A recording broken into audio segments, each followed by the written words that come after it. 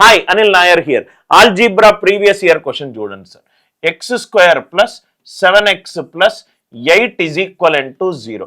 X తోటి divide చేస్తే x plus 7 plus 8/x is equal to 0. 8/x equal to 0 అంటే X plus 8/x ఎంత? -7. X plus 8/x ఎంత? -7. ఈ వాల్యూ మనకు క్వశ్చన్లో దొరుకుతుంది ఎక్స్ తోటి పైన కింద డివైడ్ చేస్తే.